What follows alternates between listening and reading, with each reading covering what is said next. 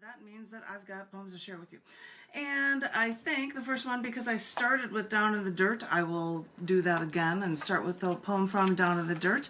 If we have time at the end of this, I might read one about taking a polar plunge, which is in this book. But this is from Down in the Dirt, the brand new issue book that is called A Stretch of Highway. And this one is a poem in there that is called Old Stomping Grounds.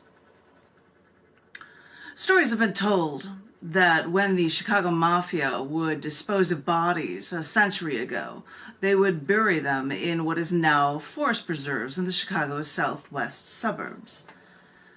A few decades after the Chicago mob had made their mark, scientists developed the first self-sustaining nuclear reactor at the University of Chicago under the west viewing stands of their football stadium.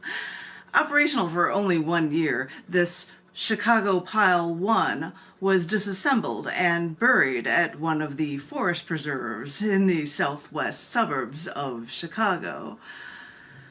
I doubt my dad was feeling scientific or even thinking about his father-in-law who did odd jobs for the mob back in the day, but my dad decided to move out of Chicago and into the southwest suburbs. He could get a ton of land there for his kids, and his concrete construction company would help him build a nice house for his family.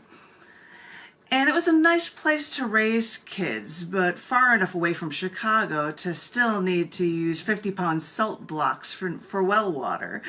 It was a simpler life, riding our bikes around the nearby forest preserves, and I didn't get radiation burns there, and I didn't discover any buried bodies. So I don't know if it was the mafia or the scientists who gentrify the area south and west of Chicago, and I can't say it was my father's doing, but all I know is that after he lived there for a while, the whole town suddenly became so upscale. So this is when I moved back into Chicago, but when I did, very straight me moved first into a very gay neighborhood.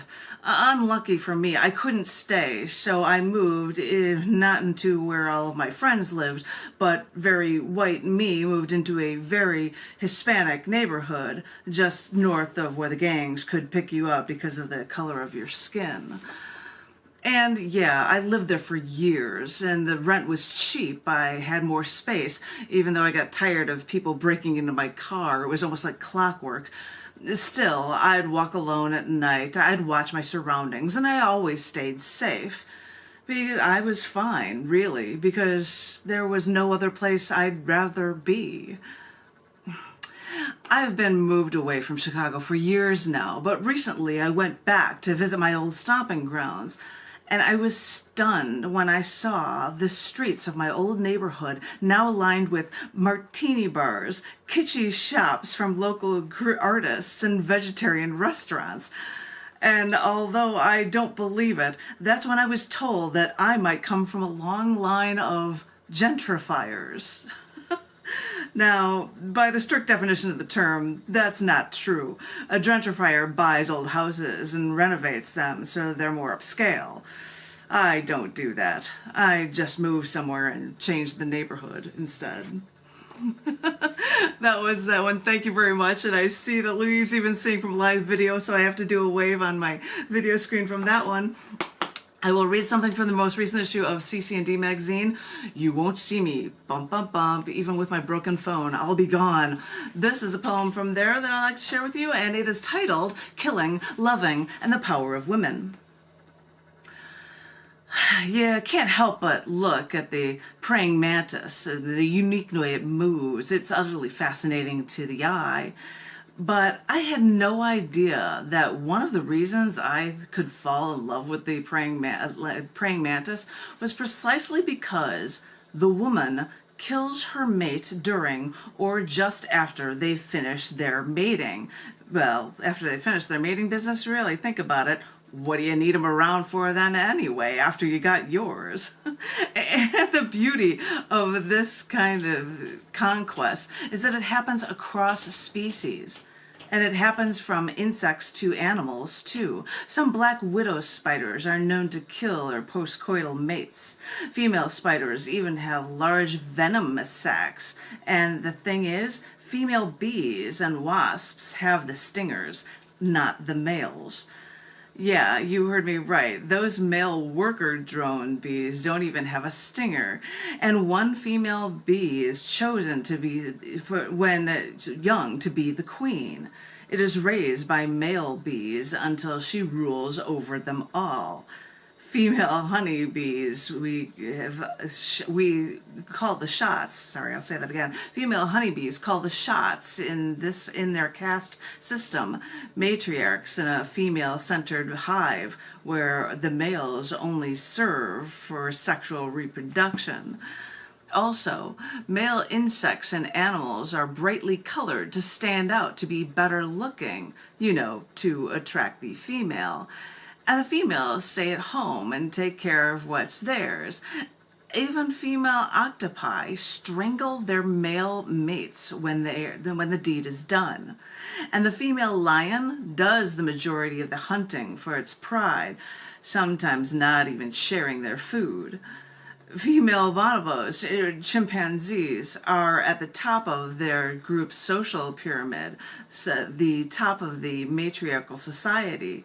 And get this one, in many societies of the anglerfish, the male, which is smaller, literally attaches himself to a woman and, get this, starts to atrophy until she is ready to use him for her reproductive needs. If a male angler doesn't find a female, he will literally die. So I don't know how it got so messed up with humans. We women have always been the ones with the power, and now we fight an uphill battle because we've been thought of as less than human.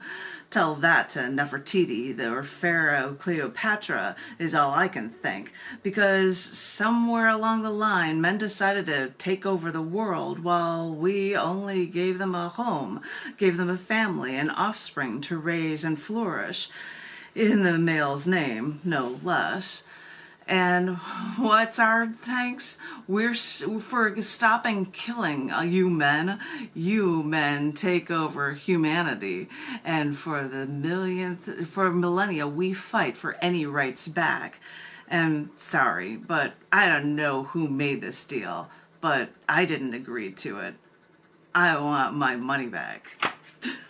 Watch out, John. No. I let him think that he's got the power. It's all good. Oh, and I should say, do a wave hello. And Dave says he's sorry he can't make it, but I hope all is going well with Dave. I'm seeing him on a live feed. Now I've got another poem that is probably my most recent one, just recently written, and it is called Dimensional Shift. When we were little, we learned in geometry the 3 dimensions: height, width, and depth. And sure, we learned the concept of time, but as we got older, they explained to us that beyond those 3 dimensions, there's a 4th, and that is time. We had to learn height, width, and depth in science books, in math books, and what you call the 4th dimension is the alarm that wakes us up for school, or how we know when dinner is. And now you're trying to tell me that they're parts of the same?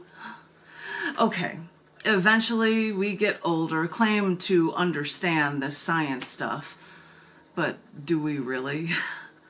And then we hear that some scientists say that there may be more dimensions: 5, 6, 7, 8, 10, upwards of 20, 27, 28.